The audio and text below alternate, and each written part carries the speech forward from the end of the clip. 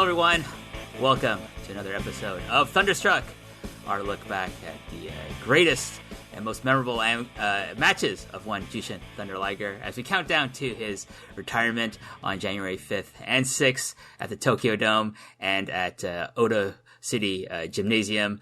But we're not talking about 2020 today. We're going to be talking about 1996. And joining me today is a good friend of mine, our post-wrestling, soon-to-be ex-ROH correspondent, Mike Murray. Ouch. How's it going? Good. I was going to ask me, why am I going to be the ex-ROH correspondent? Yeah, what's up with that? Well, I mean, is ROH going to exist in 2020? I think in 2020, yes. 2021? Up in the air. Unless they, what do they say? Right the course of the ship. Like the way it's going. That's a positive. I got to find a new gig then. I got to talk to John and Wei and see what they got for me then. I think you should become the MLW correspondent. To be honest, that wouldn't be too bad. I think you probably would. That's a fun show. Yeah. They do pay-per-views. Yep. So those. How much interest do you think there is in MLW out there? How much interest is there in fucking ROH these days? I think that it's a bigger name and there is probably more eyeballs on that product. But the hardcore audience, I would say, is more positive toward MLW than they are ROH. I think I just saw recently for Final Battle, as of this recording, which is early December. It's like what, 500? Yeah, we're a week out from Final Battle. 500 seats for Final Battle. That's sad. Yeah, it is. So I don't know. We'll see. I think they'll exist to some degree up to maybe like the summer, and then we'll see. Then it's just going to be like, listen, you're never going to correct this ship with the management you have right now. They're going to have to change the management, change the booker, be able to try to sign some people away from other companies, and just get their TV and pay-per-view schedule right. Because isn't there times where the way they broadcast, some markets get the go home show after the pay-per-view, things like that. And not only that, I mean, the TV shows really, I find, don't push you towards ordering the pay-per-view and really kind of drive interest, like most products usually do. So it's a big mess. So Impact is doing a much better job. I'd say become the Impact correspondent, but that's Nate Milton's job. So I'm not taking Nate's job. You're not taking Nate's job. But no. This is a good segue into who I chose as Jushin Thunder Liger's opponent for my chosen match, and he was on the first Ring of Honor card. Yes, who are we talking about, Mike?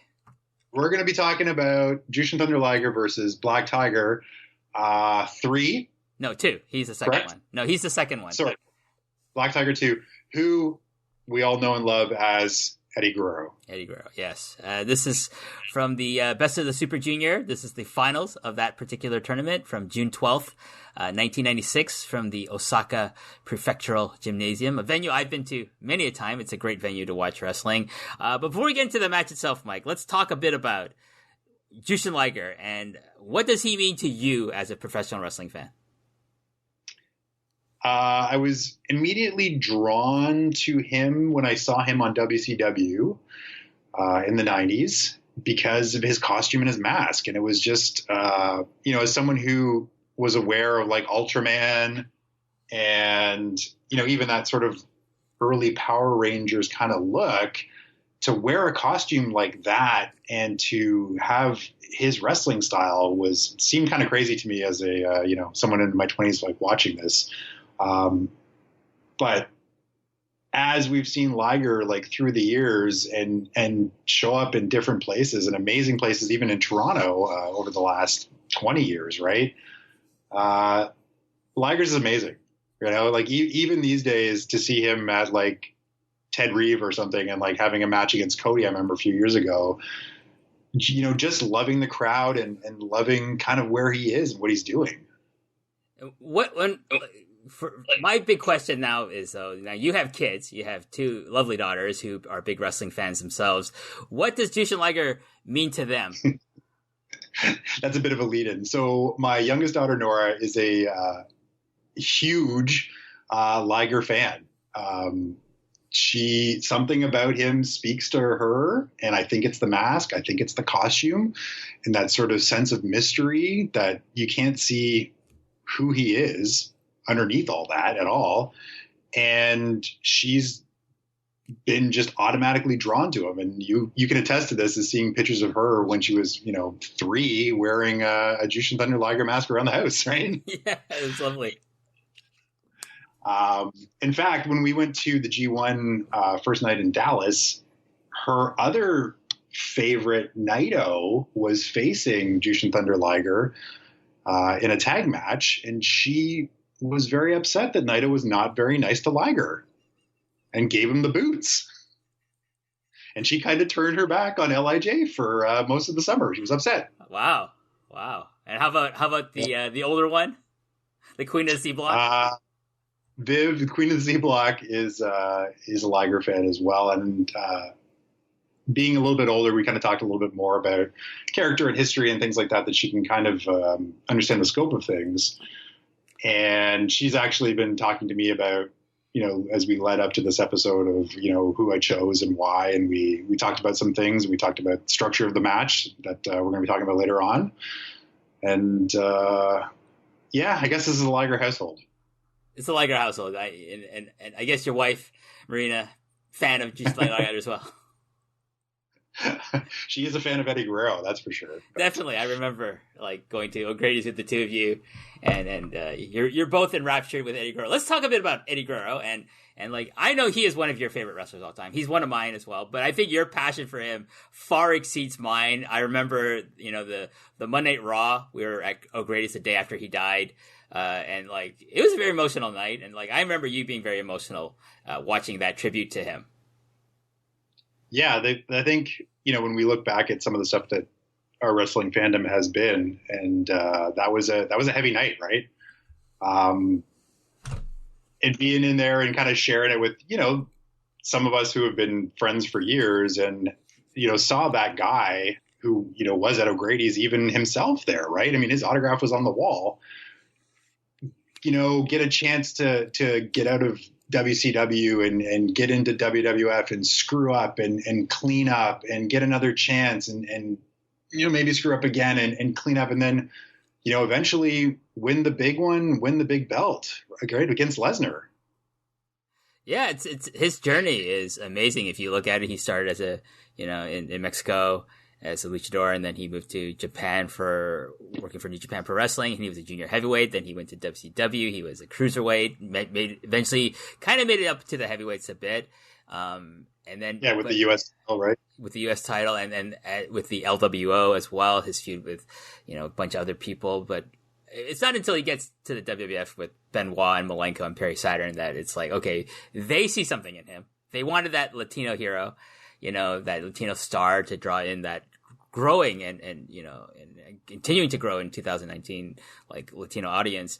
And they're still trying to replicate the success of Eddie Guerrero, I think, with their, their current Latino stars with, mixed results. But, I think Eddie was a transcendent, wrestler. When I first saw Eddie Guerrero, I was like, whoa, who's this guy? It was in WCW. And then later on, as I got into, Japanese wrestling, I discovered this guy, Black Tiger, he kind of wrestles familiar. He looks kind of like who? And then I discovered it's Eddie Guerrero, and I'm like, holy shit. And then I fell in love with his work as Black Tiger. For me, Black Tiger is his, the pinnacle of his in-ring work for my fandom of Eddie Guerrero. He's done obviously so much great stuff in both WCW and the WWF. But for me, it was that was it. That Eddie Guerrero, Black Tiger Eddie Guerrero is really amazing stuff. And then the time where he got fired from the WWF and then he went to New Japan as himself, not as Black Tiger, but as himself. That was really a very fun but short stint there as well. You can see this amazing match he has with, I'm going to say it was Silver King. Black Tiger 3. The person who succeeded him as Black Tiger was Silver King. Him and Eddie team up against Wataru Inoue and a young lion Katsuyori Shibata, which is a very, very fun like tag team match that you can see on YouTube. It's easily available for all the listeners who want to watch that match. Just type those names in, you'll find it. But for me, like to see Eddie Guerrero like as Black Tiger interact with Jushin Thunder Liger was amazing. To interact with people like Chris Jericho, Koji Kanemoto, Shinjiro Otani, Chris Benoit's Wild Pegasus, Dean Malenko even, and they formed this team, this unit. Like, I don't know if you're aware of this, Mike, like Black Tiger, Jushin Liger, El Samurai, and Wild Pegasus were the junior horsemen of the New Japan Junior Heavyweight Division. How long did that go for? Not very long, but for a short time. That first, what would you say, like 3 years of the Best of the Super Juniors, when you had like Malenko and you had Benoit and Black Tiger and, you know, the El Samurai, right? I mean, that was some pretty hot matches. From like, I'd say, you know, from 92 up until like 99 even. There's a nice 7-year run where like junior heavyweight wrestling in New Japan Pro Wrestling was like some of the best in-ring stuff, regardless of what weight division you're looking at, up there with like the stuff in All Japan's heavyweight division at the same time. It's the amount of talent that ran through that particular division was just incredible. And a lot of it has to do with Jushin Liger as a booker, because he was the booker for most of that time period. And he just had this amazing eye for talent. Like he had available to him people from WCW because of the relationship. He had people from CMML at the time available to him because of the relationship between New Japan and that company. But it's just amazing that he was able to coalesce all this, like these, you know, different parts from different parts of the world and make this really incredible, like, you know, promotion kind of within a promotion in the junior heavyweight division. Yeah. So it's quite amazing. I want to talk a little bit about Eddie Guerrero. So he started competing in New Japan Pro Wrestling in 1992 and as himself. And by 1993, the company felt that he was good enough and they had a lot of confidence in him to give him the Black Tiger costume to kind of be a rival of sorts to not Tiger Mask, because there wasn't really a Tiger Mask in the company at the time. The second Tiger Mask was Mitsuharu Masao, who's wrestling in All Japan Pro Wrestling, of course. But they felt like maybe this guy could be a rival to maybe Jushin Liger. He could kind of be that kind of heelish guy. He would succeed the first Black Tiger, who was Mark Rollerball Rocco, an amazing wrestler from England at the time. And then he would be succeeded by another luchador. Black Tiger 3 was, as I said, Silver King from WCW and CMML. And then, you know, Black Tiger kind of goes down. The last one was of course Rocky Romero. He was a decent Black Tiger, not Eddie Guerrero level, and I love Rocky Romero. But yeah, that's kind of like the history, kind of the very, very brief history of Eddie Guerrero in New Japan as himself for a short while, and then for the rest of most of his career in New Japan as Black Tiger 2. I mean, you've covered it all, right? I kind of came across this match initially years ago from a High Spots Best of Eddie Guerrero in Japan. And that's where, you know, you've got actually on that 2-disc set, not that I'm like pumping High Spots or anything, but you get 2 matches against Liger, singles matches, some stuff against Benoit. But it was, you know, when you're talking like 20 years ago, and when you find a guy that you like, it was like kind of like tape trading, right? But High Spots had that catalog of you know, matches and sets that they would put together, and it's, you know, it's kind of amazing when you see some of that stuff, you know, in my job pop up when someone brings them in. You're like, oh, look at this, right? Stan Hansen best of. Hold on. Had a few months ago, somebody brought in like. Must have been like about 20 High Spots DVD sets from that they were selling off. Good times. Good times, yeah. I mean, like all that stuff is available on VOD. Obviously, nowadays, or just people just if they have the DVDs, just rip them. VOD, you kids these days, I tell you. Back in my day, we had to work for this stuff.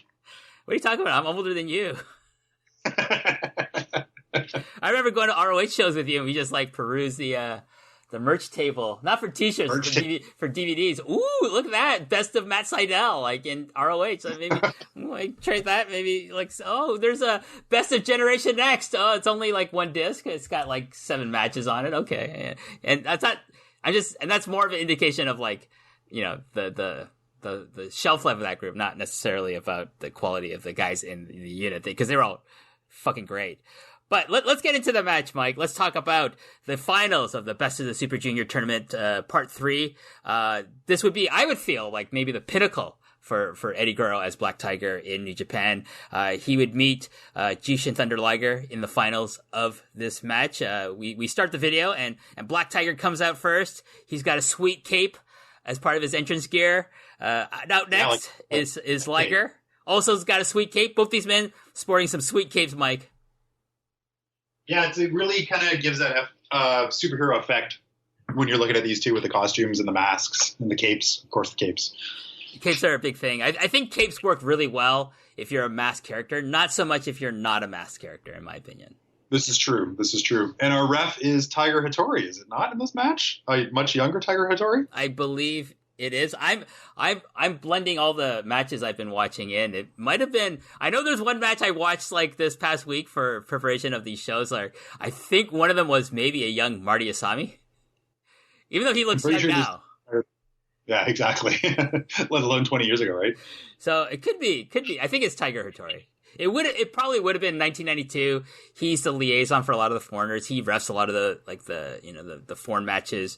So it probably is our good buddy, the ponytailed legend himself, Tiger Hattori. So Liger wants a handshake to start, but Eddie Guerrero Black Tiger here basically tells him to fuck off. Not with words. That's right. He does the gesture. What would you call this gesture? It's not flipping the bird. It's not the middle finger. It's like where you jam like one of your hands into your left elbow, right? You kind of slap your forearm. Yeah. I don't know where that comes from. I just know that that's the other universal symbol of fuck you. So the previous singles match where it was for the junior heavyweight title, they actually do shake hands. And that was back in February of the same year. So Eddie lost that match.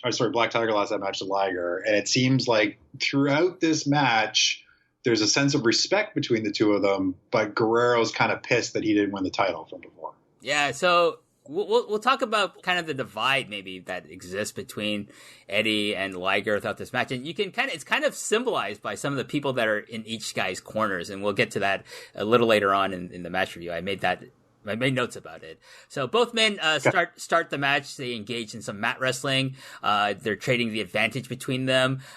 You can see, and here we go. Benoit and Malenko are in Black Tiger's corner, and Samurai is in Liger's corner. So Benoit and Malenko are, of course, like really good friends with, like, in real life with Eddie Guerrero, going up and down the roads with them in WCW and in the WWF, and also riding the bus together, I'm sure, eating a lot of ramen and yakiniku after the shows, together, I'm sure, as well. And of course, El Samurai, very, good friend, longtime ally of Jushin Thunder Liger. From here, Black Tiger catches Liger in a camel clutch, one of his father's signature moves, Mike. Yes, I noticed that too. Black Tiger and Liger engage in a knuckle lockup, which Black Tiger turns into this beautiful pop-up hurricanrana that sends Liger to the outside, just showing like his luchador background. Yeah, and he kind of dares Eddie to come out, right? He does, and Liger gets back in the ring because Eddie's not going to fall for that, because he knows Liger's not, weakened enough for he can do some aerial assaults from the mat into the outside. Liger gets back in the ring where Black Tiger hits him with a basement dropkick to his left knee, and then Black Tiger proceeds to work it over with a figure four leg lock. So just early on, you can see Eddie deciding to okay, I'm going to try to weaken this guy's legs so he can't do any of his high flying stuff. Yeah, and that's the story throughout the match, actually, how he works over Liger's ankles and his knee. Yeah, so Liger is able to reverse it. Sorry? Nope. Oh, okay. Liger's able to reverse it and gets to the ropes for a break. Liger proceeds to go after Black Tiger's own left knee by driving it into the mat. And then from there, he goes for his signature move, the Romero Special, which he then transitions to the Dragon Sleeper variation, which he then moves to using the camel clutch himself on Black Tiger. Yep. And the Romero Special, Mike, I gotta think this is one of your favorite maneuvers from Jushin Thunder Liger. I mean, the guy still does it these days, right? In this match in particular, the way he kind of bounces him up and down is really impressive. But to see this man still do this move, on a rinky-dink ROH show for like 1,000 people, at 55 years old is amazing. What did you feel with the first time you saw some of his signature moves in person? It was great. Probably when we were at one of those UWA shows was the first time we got to see him like that up close and personal. I think so. Yeah. Even for me, like that was like my first time seeing him in person. Cause I can't remember. I think I saw him in Japan when I lived in Japan in 2000.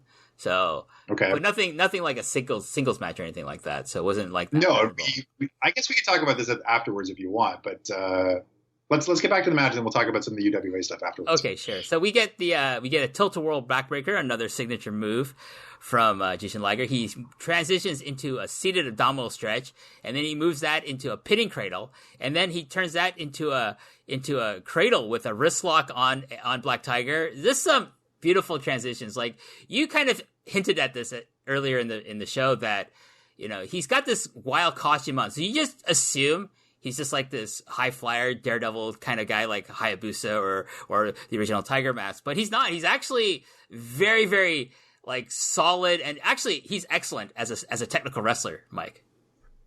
Yeah, as a grappler, as a guy that you wouldn't expect submissions from. He's got a lot that he can transition in and out of and, roll guys up and pretzel them. From here, plus the knife. Go on. Oh, sorry. From where we see a picture-in-picture insert of one Keiji Muto doing commentary for this match, and he's just like, with my poor Japanese, just basically what he's doing is just like putting over how great these guys are, especially like he's got a lot of respect for Eddie Guerrero as Black Tiger here. So it's nice to kind of be able to pick that out from what he was saying throughout the most of this match. Black Tiger is able to escape and get in control. He fires back at Liger with a great looking flying back elbow, and then he gives up this big power bomb. And a trademark over the top slingshot senton, which pops the crowd. This crowd, we should talk about this crowd. They're well into this match, and they just the investment they have emotionally just escalates throughout the course, building up to the finals, Mike.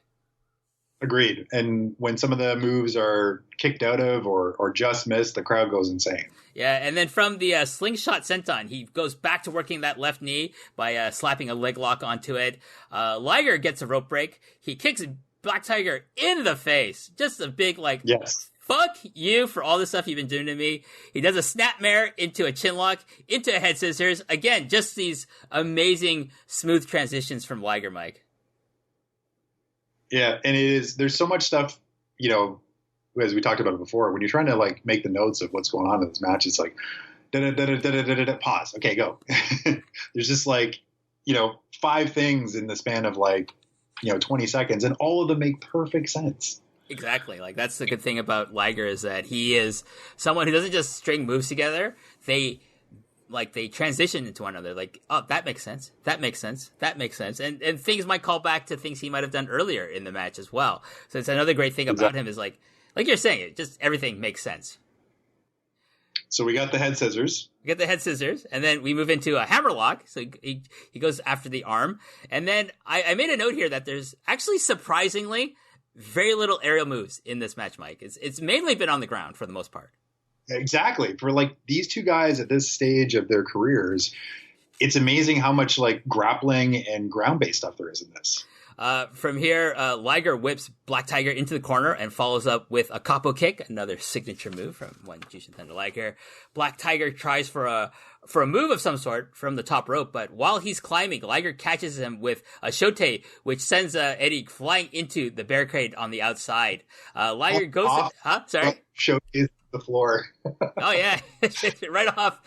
Some people might do a drop kick, some people might do a clothesline. No, not Jushin Liger. Jushin Liger, he does a shote. One of his, for him, his shote is the same as being hit with a Kobashi lariat or chop or Kensuke Sasaki, chop or lariat. It's that devastating. Liger goes to the top turnbuckle himself and hits Black Tiger with a flying body press. So really first big flying move we've seen in this match, Mike. Down to the floor, yeah. It was an impressive splash almost. Liger recovers quickly and gets back into the ring. And while Black Tiger gets in at the 9 count, and I made a a point here, Mike, that like if this was 2019, he would have come in at the 19 count, and he would have done 19 this at the 19, and this would have happened at least 4 times in this match, or at least on the card. That's a little harsh, but if it was Ghetto booking this match, but it's not. It's sure. Jushin Liger probably booking this match. Liger hits a massive folding powerbomb that made me wonder if Eddie stiffed him on some money in his earlier in the day or something like that. Hey, Eddie, are you gonna pay for the sushi today? Fuck you, Liger. Oh, you motherfucker. So I think that's a receipt for him stiffing him on lunch or something. That was a really big powerbomb. When he kicks out, the crowd goes pretty nuts. Yeah. So then he hits a big brainbuster. So he follows the powerbomb with a big brainbuster, another 2 counts. So we're really now getting into like the crescendo of the match. We're getting to the big near falls of this match. Black Tiger rolls through a second powerbomb attempt. He sends Liger to the outside. He goes for a plancha, but Liger moves out of the way. He whips Liger into the barricade and then slams him. He goes to the top turnbuckle and hits his own flying body press. Holy shit, this looked amazing. Yeah, and it goes like into pretty much past the barricades, right? Like, yeah. It's almost like a double axe handle that he goes flying off on. It was shades of Savage. I do think he hit him with his body, not with like a double axe handle, right? I don't know. There's a couple times in this match where the camera work was a little questionable, but well, a lot of it has to do. You know what? A lot of it has to do with all the photographers outside. There's a lot more photographers these days in 1992 than there are in 2019. It's true. So Liger catches Black Tiger on the top, but Black Tiger knocks Liger off. He then looks like he's going for a frog splash, but slips. And Liger catches him with a double knees to the breadbasket. So, like, he kind of slips off the top rope, and Liger, I don't know if this is intentional or just, like, quick thinking. He just, Liger saves it by going for, like, the double knees to the breadbasket on Eddie here. Yeah. Liger with a La Magistral Cradle for only a 2 count. A Fisherman Buster, a 2 count. So, Liger's basically hitting him with all these moves that he has pinned other people with, but, like, Black Tiger just kicking out of all of them. So really you can see the goal of this match is to really establish that Black Tiger is on a level with Jushin Thunder Liger at this point. Yeah, I mean, you're right. He does kick out of pretty much every signature Liger move. Yeah, Black Tiger hits a roll through cradle only for a 2. Liger hits a big shote, but only another 2 count. And crowd is really getting into this match. They're very vocal. You can hear them like just like cheering and clapping and just showing like their support for each guy. Yeah, both guys are kind of worn out. Liger gets up first, and then he wrist locks or waist locks Black Tiger, and he gives him you gotta tell me this release German like right over his head. And just drops Eddie from 5 feet? Oh yeah, so he hits a release German suplex. And then, he like sends him over his head, essentially. And I'm like, wow, like he must have stiffed him on dinner the night before as well, not just lunch that day.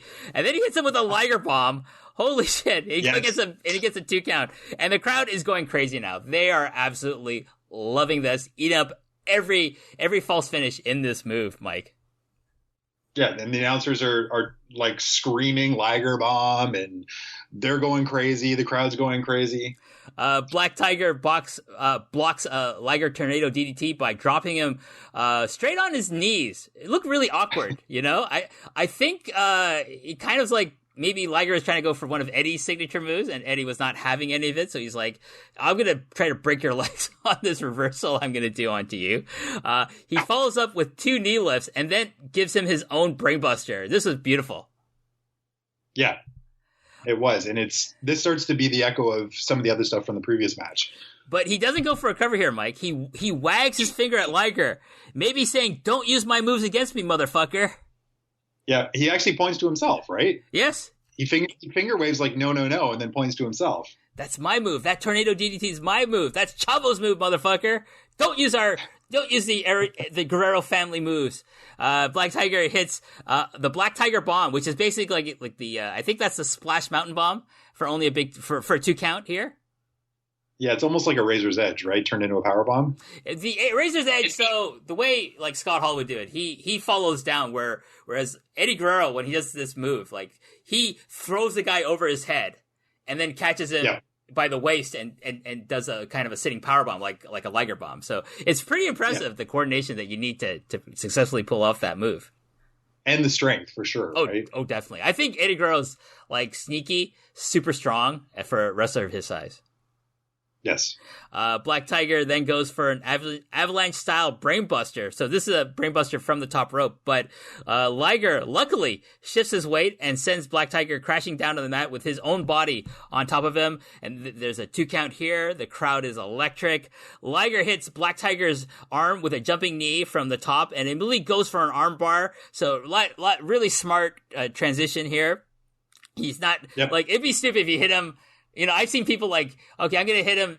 I'm going to do a top rope knee strike to someone's arm. I'm going to go for a figure 4 now. That doesn't, but anyways, Liger is not, not someone who would be doing that, of course. Let's see, where am I here? Liger hits, but Black Tiger gets a foot on the rope, so he's able to break the armbar. Black Tiger reverses a Liger move, puts him on the top, and executes an avalanche fucking brainbuster. Fuck. Yeah. Holy shit. This looked like it nearly killed Jushin Liger, Mike. And you get the 1, 2, 3. Yes, this is the finish of the match. Thank God it was the finish of the match. If it was like today on some indie show or like a UWA show, it would have been like, like only it would have been like halfway through the match. We would still have another 20 minutes left of the match, Mike. It would be reverse super brainbuster or something. Yeah, a brainbuster, a superplex brainbuster transitioned into like a hurricanrana, spiking the guy onto their head. Yeah, that's what we would have seen in like, So how did you feel going back and looking at this match all these years later? Well, like this. I just want to say, so Black Tiger wins the Best of the Super Juniors finals. He wins the championship. He wins the whole kit and caboodle at 1844. Great match. I love this match. I don't think I've seen this match in God knows how many years, but it's just like this escalation. What I really loved about this match is how it moves from mat wrestling to you hit the aerial moves to the outside, and it doesn't go crazy with those moves really, and then to like kind of this like the big bombs and the false finishes that we see in the last, I'd say 7 minutes of this match, where it's just like there's a lot of back and forth, which I like. It's not just like one guy dominating throughout most of the match. There's a lot of like equal footing that exists, and I think it's deliberate. I think Liger is like, okay, I'm gonna make this guy now. He's gonna be on my level. He didn't beat me for the title early in the year, but he's going to beat me for this tournament. He's going to win the whole fucking tournament. And like Eddie Guerrero really did like kind of establish himself as one of the premier like foreigners working in New Japan in the 90s. Yeah. And I mean, this is part of his legend, right? Of going through Japan and making a name for himself and having these fantastic matches with people, and you're right. We have Liger to thank for that by setting this stuff up and kind of running this division in New Japan. One thing that, I would say to people who want to be wrestlers is like, if you're going to model yourself after anyone, like in terms of like how they kind of progress throughout their careers, is like, like start off in like the indies. If you get a chance to go to Mexico, do that. If you get a chance to go to Japan, definitely go for that, because all really the greatest wrestlers, in like an elite level of, people who are workers, I think, most of them, 90% of them, did something in Japan, like whether they were junior heavyweights, whether they were heavyweights, they were the tag team wrestlers, they got experience working in Japan. And in the 90s, you couldn't find a better place to hone your craft than in either New Japan Pro Wrestling or All Japan Pro Wrestling. And it shows, like that people with Japanese experience, like reach a certain level, like a lot quicker and are able to maintain that kind of high level of work, as opposed to people who don't have a chance to work in Japan. Getting back to the match and the kind of meshing of styles and how you've got so much mat based, and then it kind of works itself into a little bit of lucha and a little bit of jumping and leaping and that kind of quicker pace, and then into that sort of classic strong style, right? With no skips. You know, these guys are fantastic masters of so many different styles, right? Of professional wrestling. Oh, I mean, like, you know, Liger has experience in Mexico. He has experience in Calgary in Stampede Wrestling, working with the Hart family. Of course, in Japan and working an American style for a period of time with WCW, working with Brian Pillman and teaming with Brian Pillman. So he has all those things. And at this point in 1992, like, Eddie's obviously I think he gets his start in like Texas Indies and he goes to Mexico and becomes a star there. He's been working Japan for a year at this point. Of course, he's also like going to start doing WCW. I don't know if this is concurrent with his WCW run, the beginning of that. No, it is. He's years into WCW at this point too. So he's doing WCW. He's working with like guys like Diamond Dallas Page and like his buddies Malenko and Benoit. He's working with Ray. He's working with, you know, whoever else. Like, I don't know if he's working with Jericho at this point either. But you know, there's like both these guys are bringing their wealth of experience up to like this point in their respective careers.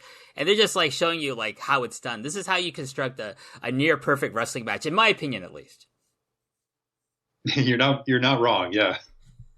It's amazing how it stands up so well still, like 20 something years later. Actually, that's kind of like the theme throughout a lot of this, you know, the Thunderstruck series is like, if you go back and watch these matches, they stand up really well to like a lot of the top level matches that exist in the last, I don't know, 2 to 3 years. But also like in a lot of ways, they are better than some of these really highly lauded matches that you see that are just like high spots and just people like, you know, kicking out of moves left, right, and center with no logic at all, in my opinion.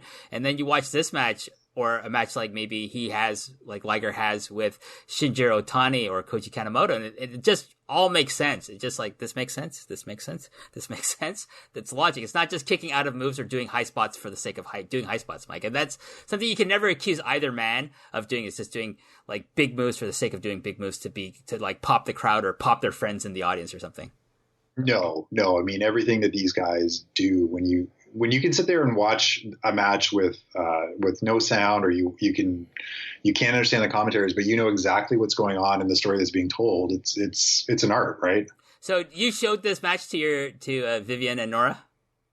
No, I have not shown this match to Vivian and Nora. But Vivian and I did talk about it. We kind of talked about the history of where this falls into, you know, certain guys' careers, like where it is in Liger's career, and you know, how long ago this match was compared to, you know, her seeing him at you know, Ted Reeve down the street, right? And she's like, wow, you know, he's so much younger at this point compared to when we've seen him, right? Yeah, I mean, so is it something that you do though sometimes, is like take them back to like the 1990s and show them, this is Jushin Liger when he was like pretty much at his physical peak? It is. Viv is really interested in the history of things and trying to kind of lay out of, you know, wrapping her head around, you know, Ric Flair wrestling for 40 years and, you know, what that kind of means and where people are is like a timeline of things, right? And how it all kinds of crosses over. But, you know, she's 10 too, right? So there's a lot to kind of like devour. Well, you just play Thunderstruck on the car radio when you know, we have listened when you're going down to the hockey games, right? That's true. We have listened to a few episodes on the way to the rinks. And then she turned to you and said, "Daddy, he's swearing again."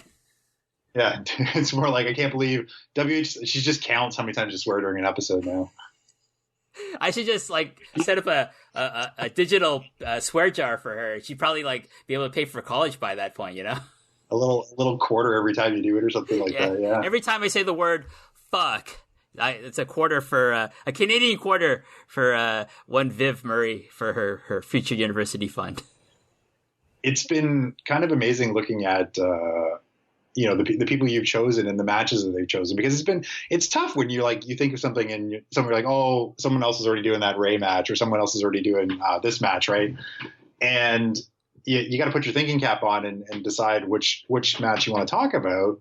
But as a fan, I mean, Liger's been around for so long that there's a good chance he's wrestled somebody's favorite wrestler at some point in the last 25 years. It's likely he probably had a pretty decent match with them. So, you know, there is yeah. There is like, I remember I remember him wrestling Samoa Joe on a TNA pay-per-view years ago. I remember seeing him versus Dalton Castle, right? And, Cody in the last few years. Ray, Daniel Bryan, Bryan Danielson. There's so many, good matches, great matches, both in Japan and in North America. I mean, worldwide, he's just been this legend. And it's like, it was a very easy thing for me to pick him as the topic of, like my next series after Cruel Summer. Because one, because he's such a legendary figure in wrestling, and two, obviously because he's going to be retiring in a couple of months in about a month from now, actually, as of this recording. So, it's going to be interesting to see what wrestling is like without Liger in the ring in any capacity. So I feel a little, sad about it, but I'm excited to be able to see him on January 4th, January 5th, and at his retirement ceremony on January 6th. So John and Wei and myself, we were able to secure tickets for that. So we're going to be at that show, Mike, getting that's amazing. The retirement of Jushin Liger, and hopefully John doesn't bring up any cuck angles talk during that ceremony. Oh, and why did you have to do that? No, they talked about it. Like John's threatened he's gonna bring it up to Wei in the middle of it during review of Raw or something like that. And I was just like, no, don't do that. I'm sitting next to Wei. I'm not gonna sit next to John during that show.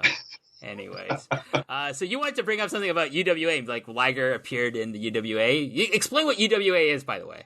It's not the Mexican promotion. No, so. What year are we talking about here? 2004-ish? Would that be right? Sure, I guess so. This is when they're in St. John's Hall, not in that barn you took me to one time out in Bolton or something. Yeah, I was thinking about St. John's Hall the other day before I was getting ready to do this podcast, and we would go see UWA, which was run by two brothers, and one was a wrestler and one was an announcer, and it was a bi-monthly. Would that be right? Every other month they were doing shows? Something like that, yeah. Outside of Mississauga, right? Yes. I think between Mississauga and Etobicoke is where the St. John Hall was. Yeah, and guys like Matt Cross used to wrestle for them when he was, 15 years younger, and we were 15 years younger or whatever it was. And, we would see guys like a young Okada, right? At 20 years old or so? Yeah, I remember it with teaming with Ultimo against. He teamed against what was it? Was it Liger and T.J. Perkins as fucking Puba Kid or something, right? I think so. Yeah. And then they used the Machine Guns to as well, right? Yeah, the Machine Gun. Yeah, for sure. They used to bring Liger. They used to bring Ultimo Dragon in fairly regularly for these shows, and he would kind of bring other guys with him, and we would see, Ultimo Dragon versus Jushin Thunder Liger with maybe 100 people. Yeah, something like that. It wasn't necessarily a big venue. It was a good venue to watch wrestling, though. I felt it was a good venue to watch wrestling. You're right. Not when there's a ladder match that goes on for almost a fucking hour though, at 10 o'clock at night. That's not so much fun. I'll tell you that. You're so what? You're so jaded. Were you there for that match? It was like a tag team ladder match. It was who was it? Was Christopher Bishop in it? Yes, Christopher Bishop was in it. I think it was Lionel Knight. I think it was yep. Of course, Osiris. He's the owner, one of the owners. And I forget who, I think maybe Josh Prohibition was the other person in that match. And it was a tag match. I don't know if it was for the tag team titles. It might have been, but there's a point. I think it was Bishop. Apparently he's still wrestling. I just saw his name pop up in some American indie, which I'm like, oh, good. I hope he's not as dumb anymore in the ring. Nice guy though. Anyways, he's about to go for something. I think it's the tag titles, but he doesn't go for them. He says, no, I'm going to do this move. And I remember, I don't know if I was with you or not. Maybe Mouth was there. And I just remember whoever I was with, I just looked at them. Might have been our friend Rob Conway, just looking and this fucking match sucks. This is stupid. Go for this match they've already it's also a hardcore match. So they're hitting at each other themselves with fucking plunder, chairs and tables and a card, door from a fucking car or something was in this match, I think. Do you remember this? Yes, now I remember the door, yes.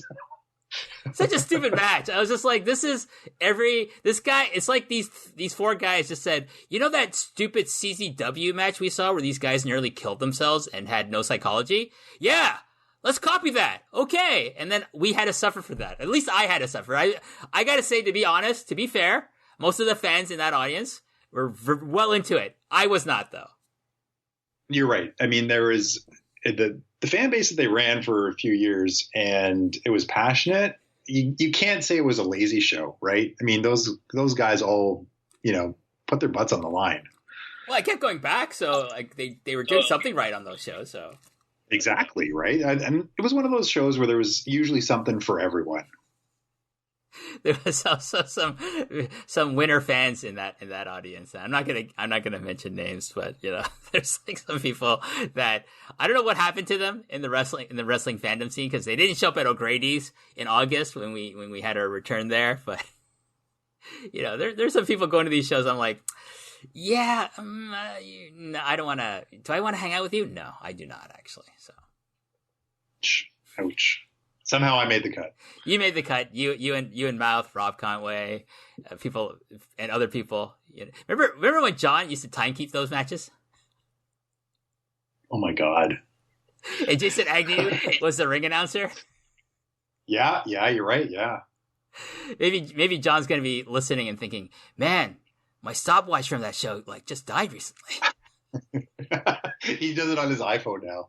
I heard he just got a new one. He just got a new stopwatch. I think someone gifted it to him, sent it to him in the mail or something like that. So, like John will have that, I'm sure, on hand and ready when he's in Tokyo for the multitude of shows that he, Wei, and a bunch of other people are going to be seeing together during the first couple of weeks of January. But any final thoughts from you, Mike? I'm jealous of you guys having a nice week of wrestling and a fantastic trip. Send pictures, have fun. Well, maybe next year, maybe 2021 can be the maybe 2021, maybe the G1. Maybe so. I think I've been hearing like rumors that maybe the G1 is going to just shift into the fall. So if you want to come, I'll still be here. I can be the tour guide for you and the family. I gotta do it one time before you split, right? So and I have not been to Disney World in Tokyo yet, so I will be more than happy to go to Disney World with you guys. Disney Sea I've done. You'd have to do that on your own. I don't think I want to go back to Disney Sea again. Just don't need to. But I'm more than up for going to Disney World if you guys are so inclined. So I know you are a big Disney fan, so Disney World amusement park fan.